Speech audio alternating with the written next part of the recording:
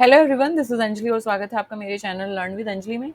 इस वीडियो में हम देखेंगे ह्यूमन इकोलॉजी एंड सेटलमेंट के रिगार्डिंग कुछ multiple choice question.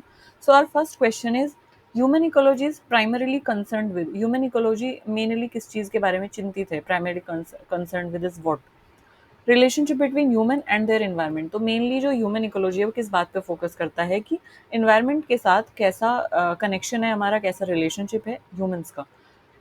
So human ecology ये स्टडी हम इसमें करते हैं कि किस तरीके से ह्यूमन इंटरेक्ट करते हैं अपने फिजिकल, बायोलॉजिकल और सोशल एनवायरनमेंट के साथ। सो दिस इज व्हाट कि अपने एनवायरनमेंट के साथ ह्यूमन का क्या कनेक्शन है। The concept of cultural ecology were introduce by. Cultural ecology का जो कॉन्सेप्ट है वो किसने दिया था? वो दिया था जूलियन स्टीवर्ड ने।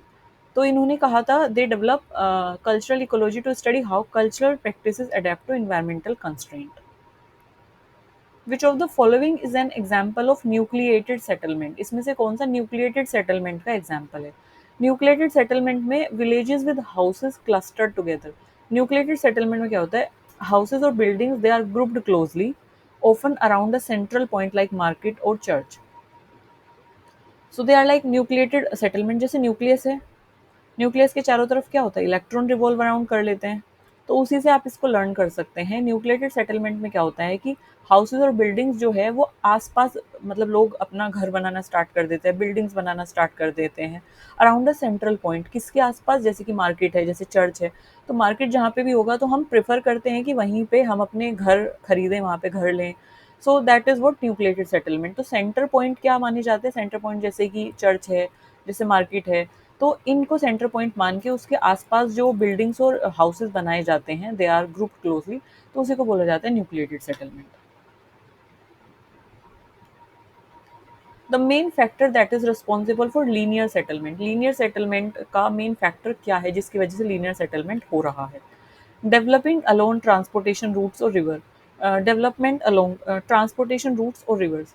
ट्रांसपोर्टेशन रूट्स हैं जैसे कि रोड्स हैं, जैसे रिवर्स हैं, है ना?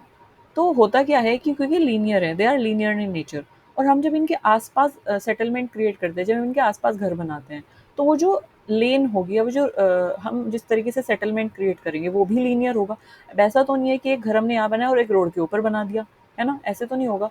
तो जिस लेन में हमारा ट्रांसपोर्टेशन रूट चलता है उसी लेन में हम अपने सेटलमेंट को रखते हैं, तो दैट इज़ वाई हमारा सेटलमेंट भी क्या हो जाता है? लीनियर हो जाता है।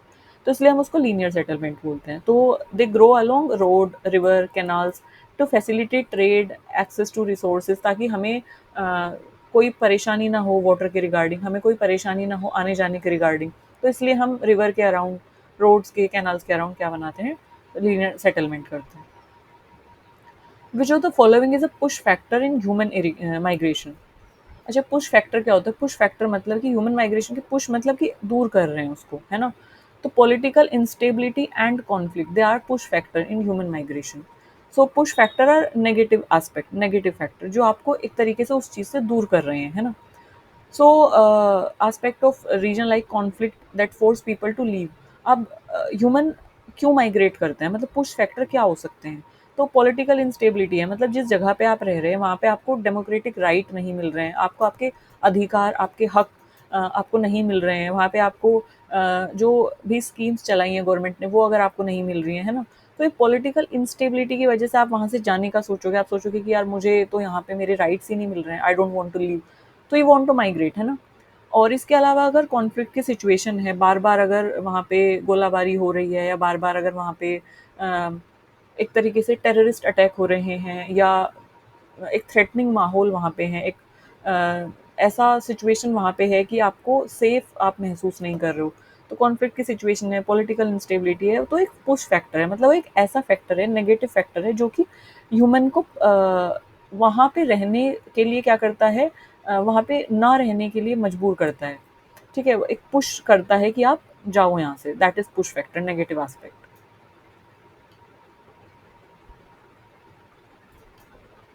Urban ecology focuses on. Urban ecology किस चीज़ पे फोकस करती है? अर्बन इकोलॉजी फोकस करती है ह्यूमन एनवायरनमेंट इंटरैक्शन पे। सिटीज़ के बीच ह्यूमन एनवायरनमेंट इंटरैक्शन कैसा है? तो urban ecology examines how urbanization affect environment. तो अर्बन इकोलॉजी की बात कर रहे हैं, तो जब अर्बनाइजेशन हो रहा है, अर्बन स्क्रोलिंग हो रही है, तो वो किस तरीके से अर्बनाइजेशन एनवायरनमेंट को अफेक्ट कर रहा है ना? How cities function as ecosystem. तो जो अर्बन एरिया में जो सिटीज़ हैं वो किस तरीके से एज ए इकोसिस्टम फंक्शन कर रही हैं, जैसे हीट आइलैंड इफेक्ट के बारे में भी हमने पढ़ा था यहाँ पे। तो आप उस वीडियो को एक बार जाके चेक कर सकते हैं, उससे आपको आइडिया लग जाएगा कि हीट आइलैंड इफेक्ट क्या है। एक और वीडियो है अर्बन स्क्रोलिंग के रिगार्डिंग, आप उसको भी चेक कर सकते हैं। तो बेसिकली अर्बन इकोलॉजी यही सब हम इसमें डील करते हैं, यही सब हम पढ़ते हैं कि किस तरीके से सिटीज़ फंक्शन कर रही हैं, किस तरीके से सिटीज़ एनवायरनमेंट पे इम्पैक्ट डाल रही हैं, सिटीज़ के बनने से एनवायरनमेंट पे क्या असर हो रहा है। Which type of rural settlement is commonly found in regions practicing intensive agriculture? Intensive agriculture जो जिस रीजन में प्रैक्टिस होती है, जिस रीजन में वो होती है, वहाँ का रूरल सेटलमेंट क्या होता है? वहाँ का रूरल सेटलमेंट होता है nucleated. Intensive agriculture favours nucleated settlement where are people live closer to farmland. न्यूक्लिएटेड मतलब कि एक सेंटर पॉइंट हम मान लेते हैं और उसके चारों तरफ हम घर बनाना स्टार्ट कर देते हैं। तो न्यूक्लिएटेड इज दैट, मतलब एक न्यूक्लियस जैसे होता है ना, न्यूक्लियस सेंटर में होता है, तो हम न्यूक्लियस मान लेते हैं किसी एक चीज़ को, एक सेंटर मान लेते हैं और उसके आसपास हम क्या करते हैं, सेटलमेंट करते हैं। तो इंटेंसिव एग्रीकल्चर, क्योंकि यहाँ पे एग्रीकल्चर पे फोकस किया गया है, तो क्या होता है यहाँ पे सेटलमेंट, जहाँ पे जो लोग हैं वो किसके आसपास रहते हैं, अपनी फार्मलैंड के आसपास रहते हैं and can manage small plots effectively. तो जहाँ पे उनके खेत होते हैं वो उसके आसपास घर बनाने की कोशिश करते हैं, जहाँ पे उनका जो भी फार्मलैंड से रिलेटेड जो भी क्रॉप से रिलेटेड जो भी एक्टिविटीज़ हो तो उसके आसपास घर बनाते हैं। तो उनका जो मेन सेंटर है वो है उनके खेत, उनकी एग्रीकल्चर। तो एग्रीकल्चर के आसपास वो घर बनाने का ट्राई करते हैं। तो that is something known as nucleated like settlement in terms of rural settlement. Rural area में जहाँ पे एग्रीकल्चर होते हैं वहाँ पे इस तरीके का न्यूक्लिएटेड सेटलमेंट होता है, और न्यूक्लियस वहाँ पे क्या है, मेन फार्मलैंड है, सेंटर पॉइंट हम बोल सकते हैं एक तरीके से।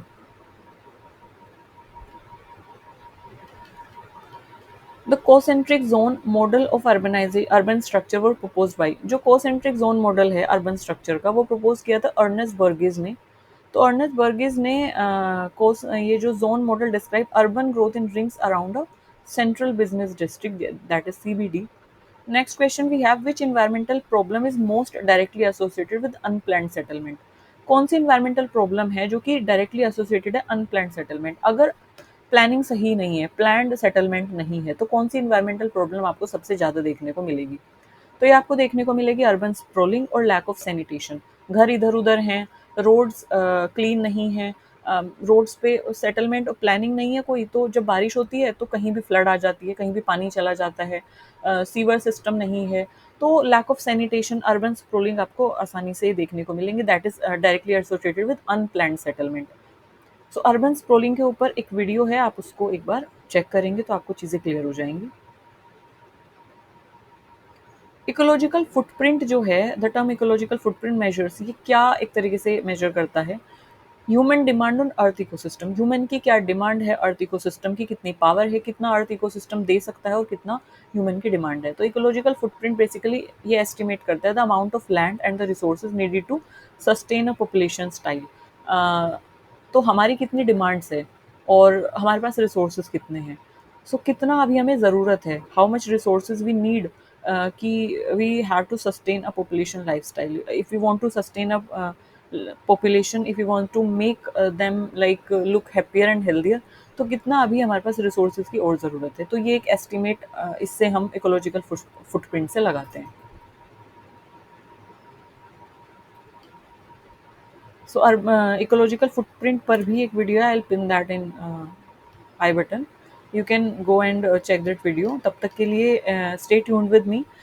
दिस इज आई थिंक, हाँ, this is it in this video, human ecology and settlement. So if you have any query, any suggestion, do let me know in the comment section. Thank you for listening me so patiently. Bye bye.